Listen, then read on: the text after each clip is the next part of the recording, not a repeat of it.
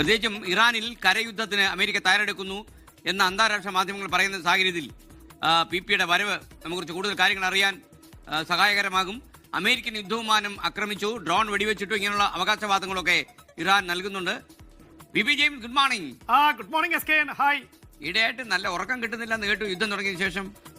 യുദ്ധം എപ്പോഴും നമ്മളെ എന്താ പറയാ പേടി സ്വപ്നമായിട്ട് മാറും എസ് കെ എൻ എപ്പോഴും. എന്താണ് ഇപ്പോൾ ഇറാനിലെ അവസ്ഥ?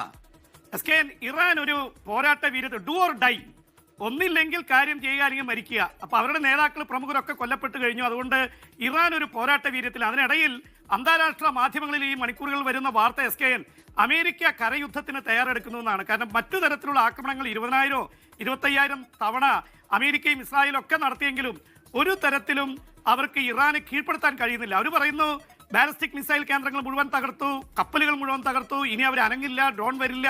പക്ഷേ ഡ്രോണുകളും ബാലിസ്റ്റിക് മിസൈലുകളും ക്ലസ്റ്റർ ബോംബുകളുമായിട്ട് വ്യാപകമായ ആക്രമണം നടത്തുകയാണ്. അപ്പൊ അതിനിടയിലാണ് ഇപ്പൊ അമേരിക്ക കരയുദ്ധത്തിന് തയ്യാറെടുക്കുന്ന വാർത്തകൾ അന്താരാഷ്ട്ര മാധ്യമങ്ങളിൽ വന്നിരിക്കുന്നത്. അപ്പൊ അതുകൊണ്ട് കരയുദ്ധം നടത്തണം, നടത്തിയാൽ അത് പ്രശ്നമാണെന്ന് വലിയ രീതിയിൽ നേരത്തെ തെളിഞ്ഞിട്ടുള്ളതാണ്. 20 വർഷം അഫ്ഗാനിസ്ഥാനിൽ ഇറാഖിലൊക്കെ അവർക്ക് ഇതുണ്ടായിട്ടുണ്ട്. അവരവിടെ പിടിച്ചെടുക്കിയത് പക്ഷെ കരയുദ്ധത്തിലൂടെയാണ്. അപ്പൊ ആ കരയുദ്ധത്തിന് ട്രംപ് നിർബന്ധിക്കുന്നു. പക്ഷെ അവരുടെ കയ്യിലുള്ള സേന ഇപ്പൊ 50,000 US ബേസുകളിലായിട്ട്. ഇപ്പോ എസ് കെ ഇപ്പോൾ വന്നിരിക്കുന്ന ഒരു പ്രധാനപ്പെട്ട വാർത്ത USS ട്രിപ്പോളി ഇറാന്റെ തീരത്ത് എത്തി എന്നുള്ളതാണ്. അതിൽ 2500 നാവികസേനാംഗങ്ങളുണ്ട്.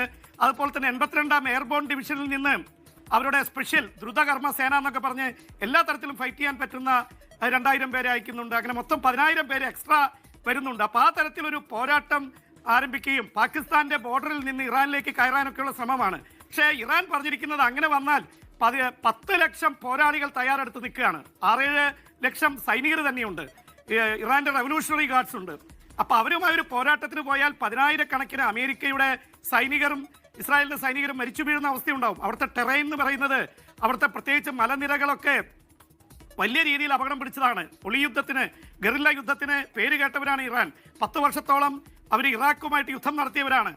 വിയറ്റ്നാമിൽ അമേരിക്ക അനുഭവിച്ചതാണ് ഗറില്ല പോരാട്ടത്തിന്റെ ശക്തിയും വീര്യവും അവർ അനുഭവിച്ചവരാണ്. പക്ഷേ അമേരിക്കൻ പ്രസിഡന്റിന് എങ്ങനെയെങ്കിലും അവിടുത്തെ ഭരണമാറ്റം കൊണ്ടുവരണം. അവിടെ ആയുധങ്ങൾ തീർന്നിരിക്കുന്നു, പ്രക്ഷോഭകാരികളെ രംഗത്ത് കൊണ്ടുവരും, എലോൺ മസ്കിനെ രംഗത്തിറക്കി അവർക്ക് സ്റ്റാർലിങ്ക് സൗകര്യം ഏർപ്പെടുത്തി കൊടുക്കുന്നു. ഈ തരത്തിൽ ആണ് ട്രംപ് ചിന്തിക്കുന്നത്. പക്ഷെ ഇത് വിനാശകാല വിപരീത ബുദ്ധി എന്ന് പറയുന്ന അവസ്ഥയിലേക്ക് ട്രംപിനെ എത്തിക്കുമോ എന്നറിയില്ല.